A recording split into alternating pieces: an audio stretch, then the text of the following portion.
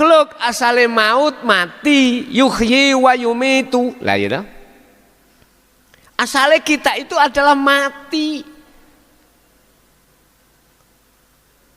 Terus merasa hidup sebabnya dihidupke Gusti.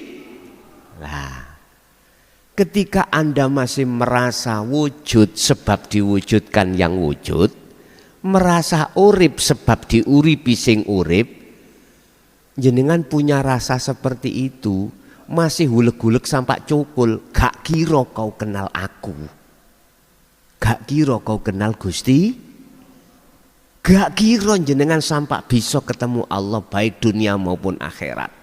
Apa ya mungkin orang yang buta itu bisa melihat sama dengan orang yang tidak buta? Sama. Apa mungkin? Sama? Enggak mungkin.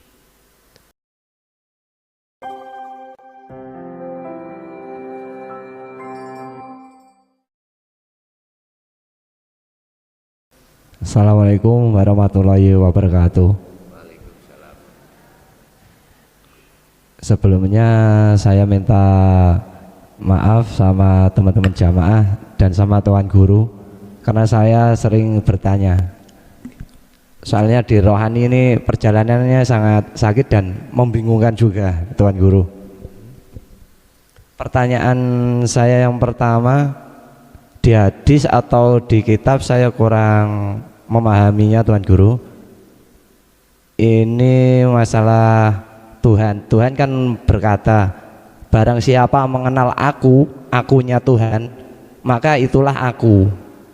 Itu nggak tahu di hadis apa, saya kurang paham apakah itu benar atau enggak, mohon penjelasannya. Terus yang kedua, Tuan Guru, untuk pandangan ahli zuhud itu kan selain pandangan selain Allah kan syirik khafi, syirik yang tersembunyi. Di perjalanan saya, rohani saya itu begini, Tuan Guru, dia, engkau, aku, semua itu Allah. Dari pandangan saya otomatis Allah itu banyak. Dia Allah, engkau Allah, bahkan air, kayu itu pun Allah, Allah, Allah semua. Ya, untuk mengesahkan, menunggalkan satu ahadnya Allah itu cara pandangnya gimana? Apakah dia ya aku ya dia? Mohon penjelasannya. Terus yang di dalam hati bertanya jawab sendiri itu kan warid ya, Tuan Guru ya. Ya, sebetulnya warid itu siapa? Itu kurang paham juga, soalnya sangat menyakitkan, Tuan Guru, kalau nggak ada yang menerangkan. Saya kira dari saya cukup sekian itu, Tuan Guru. Terima kasih. Assalamualaikum warahmatullahi wabarakatuh. Assalamualaikum warahmatullahi wabarakatuh. Man arafa nafsahu faqad arafa rabbahu. Itu juga diterangkan di dalam Ihya. Ada. Itu setahu saya adalah hadits qudsi. Ya. Barang siapa yang kenal dirinya, ini pertama prosesnya itu, maka betul-betul akan kenal Tuhannya. Itu prosesnya di situ. Berarti kita harus mengenal siapa diri kita. Status asli nih awak dhewe iku sapa? Status kita itu siapa? Lah, disinilah Bapak Ibu akan masuk pada bab penguraian sifat hakikatnya hamba dan sifat hakikatnya Allah. Contoh, wujud itu sifat hakikatnya siapa? Allah dah. Wujud. Contoh wujud. Atau hidup. Ini kan tertuang di dalam sifat wajibnya Allah. Wujud itu sifat nafsiyahnya Allah, wajib nafsiyahnya Allah. Hayat, hidup, sifat ma'aninya Allah di dalam sifat wujud. Kebalikan wujud berarti tidak wujud. Adam. Kebalikan sifat hayat, hidup berarti maut atau mati. Kalau kita sudah menyadari kalau kita itu tidak wujud, kita itu tidak hidup, maka itu dikatakan kenal dirinya. Sistem yang seperti ini Bapak Ibu, khayalah umum tidak masuk, nggak diterima. Loh, wong kita wujudnya ya wono ngene kok, lah ngoten nggih. Kok dikatakan tidak wujud? Wong saya bisa makan, bisa apa, kan tandanya aku urip, lah gitu toh. Ingat, makhluk utawa hamba itu adanya itu sebab diadakan, tapi kudu ngerti asal usule adanya makhluk iku tidak ada. Makhluk asale maut mati, yuhyi wa yumitu. Lah ya toh.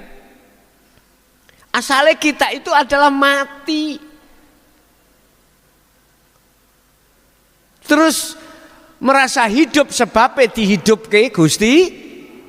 Nah, ketika Anda masih merasa wujud sebab diwujudkan yang wujud, merasa urip sebab diuripi sing urip, jenengan punya rasa seperti itu, masih hulek-hulek sampai cukul, gak kira kau kenal aku.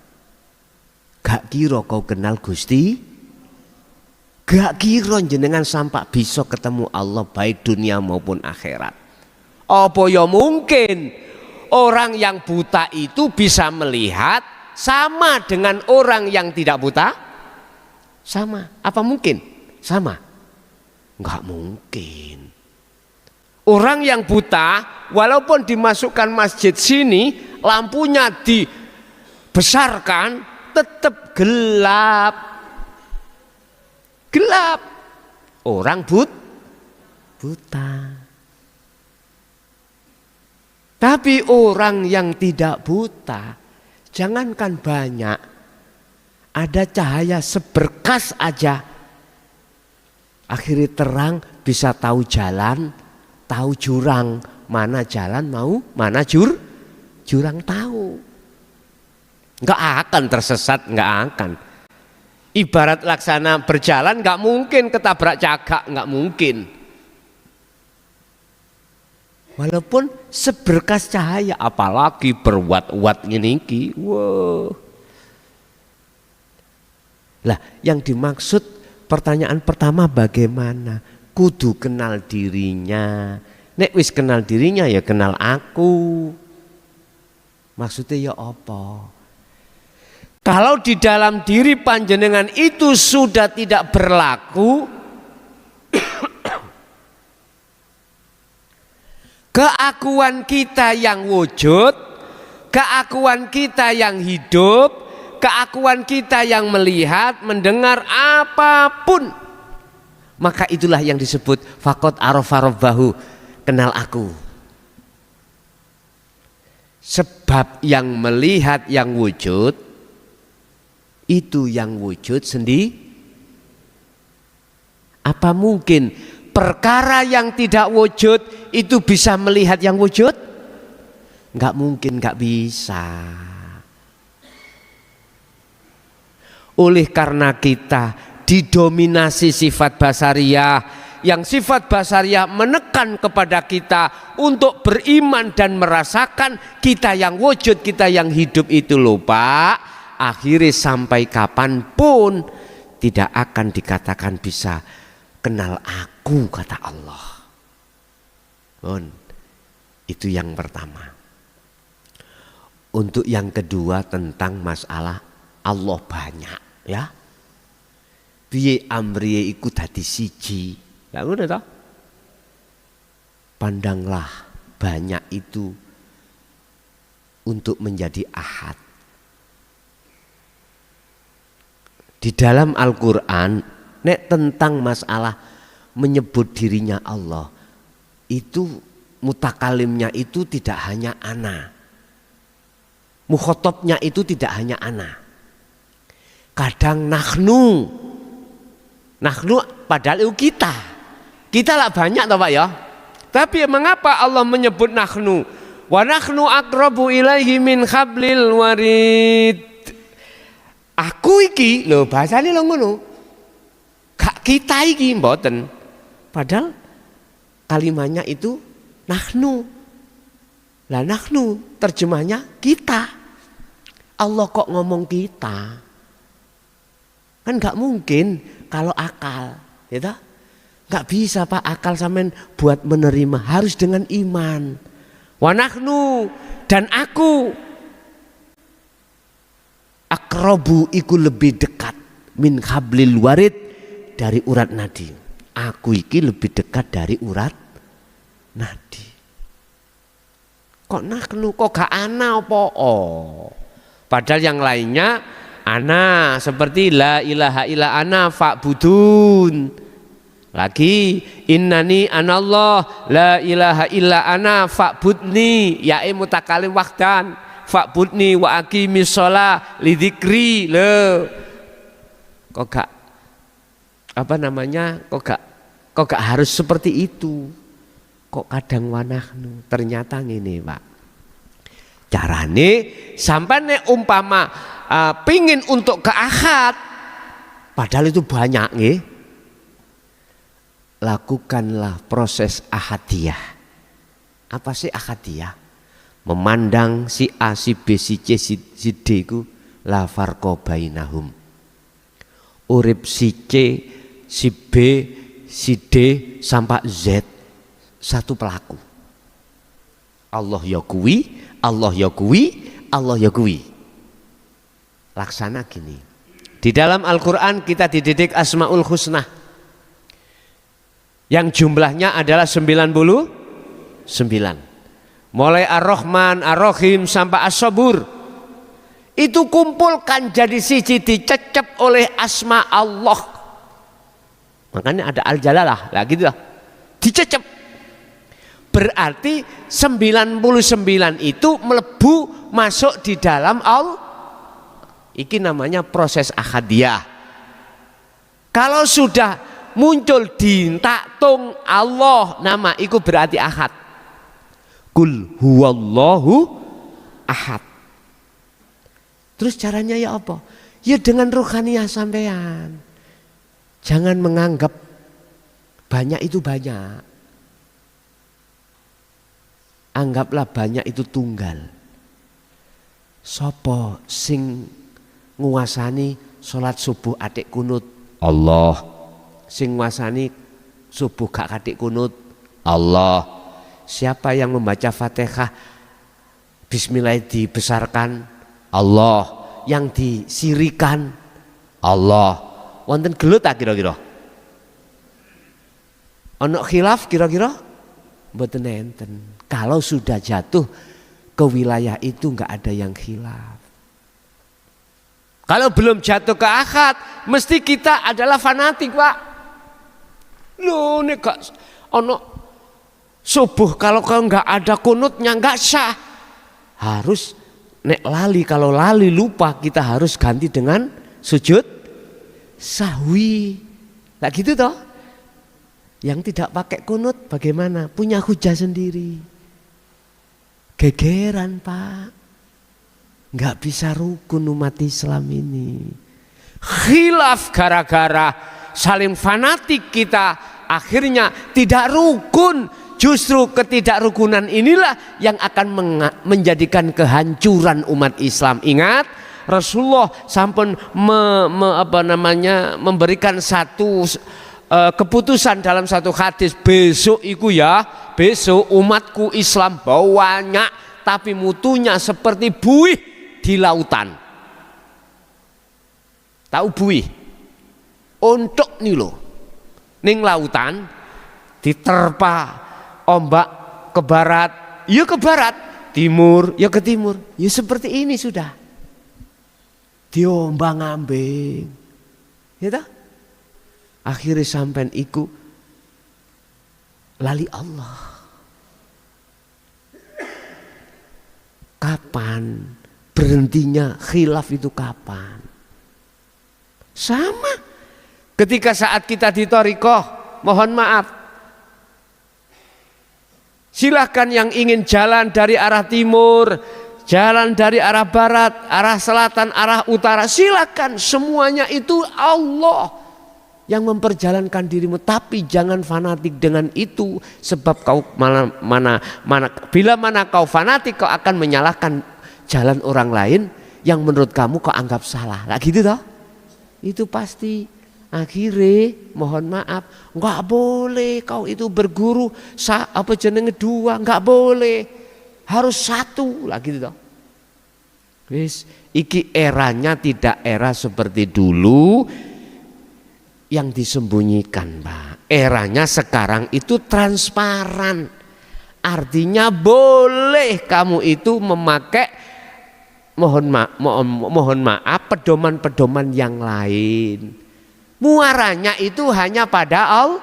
Nek kalau gegeran terus wis tak gak wusul-wusul, temen gak wusul-wusul.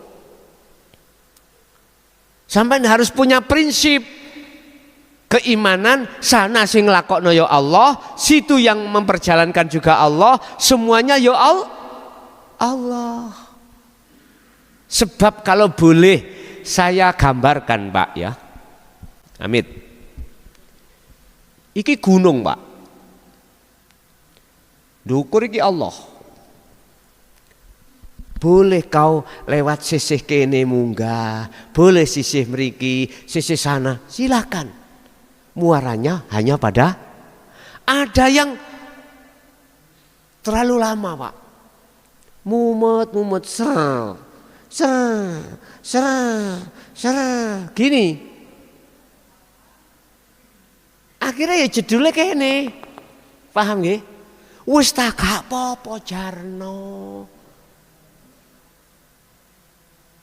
Ada yang wis gak apa-apa langsung ae abot-abot titik. Misalkan silakan babano. Nek kita ribut masalah jalan, ribut masalah guru, mohon maaf, gak totok bos. Fanatik kita. Wah nek gak guruku ngono, wah gak sah. Kuwi ku pangeran ta. Kok berani ngesah dan tidak ngesahno itu. Lah gitu toh.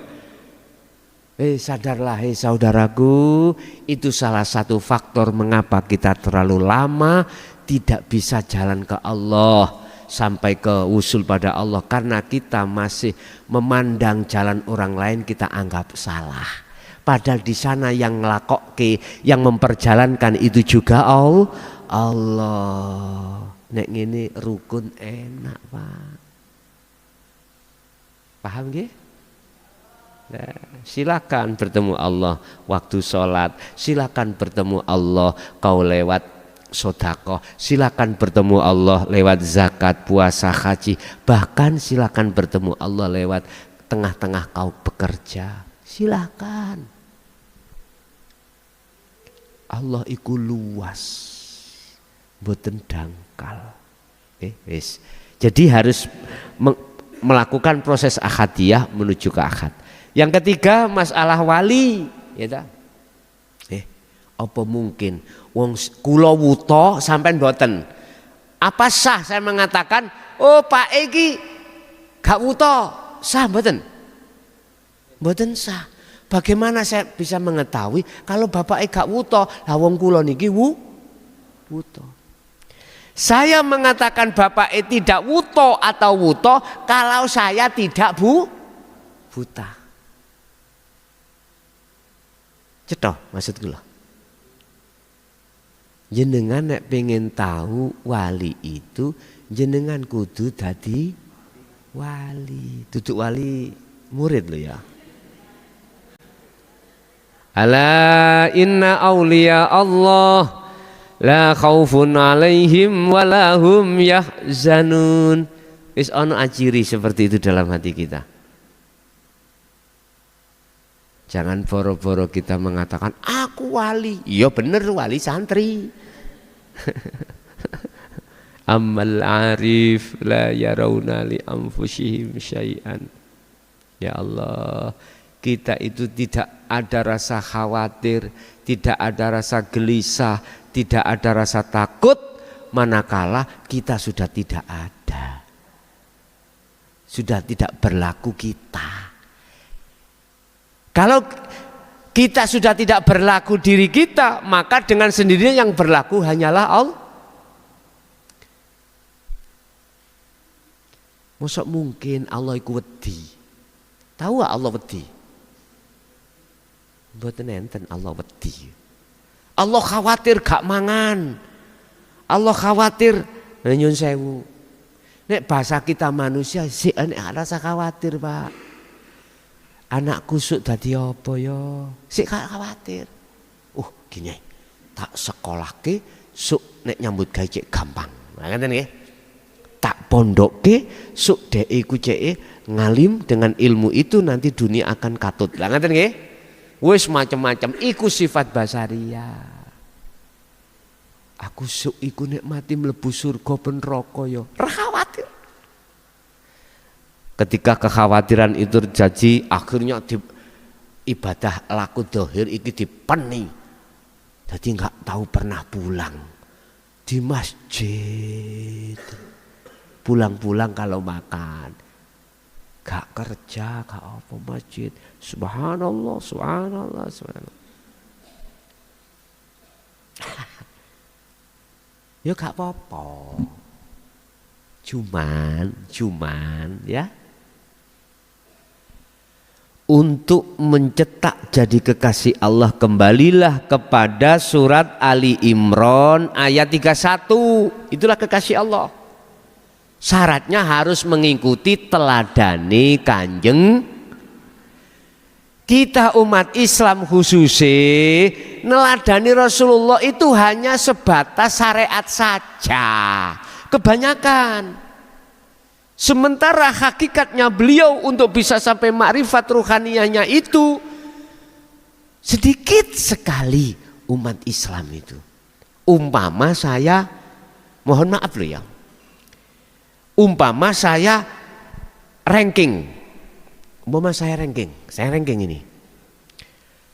99,9% itu hanya syariatnya saja. Yang 1% itulah yang menjadi pilihan Allah, jadi kekasih Allah. Hanya itu. Sekarang jumlahnya manusia umat Islam berapa, Pak? Sampeyan hitung dhewe ngono. Itu makanya ojo heran nek ngaji babakan hikam, babakan ilmu tentang hati, tawiti sing ngaji. Nek disetelno orkes, setelno opo ngene modele ya. Sing teko iku teko ndi Pak. Masya Allah. Itulah wis zaman nggih. Umat Islam banyak tapi mutunya seperti buih di lautan. Ini sabda Rasulullah, hadis ya. Faktanya memang iya. Begitulah. Jadi yang disebut wali adalah wong sing kelangan wonge. Orang yang sudah kehilangan orangnya. Sudah tidak berlaku hukum basariyah, yang berlaku hukum basiroh. Pahami? Qul ja'al haqqu wa zahaqal batil innal batila kana zahuqa.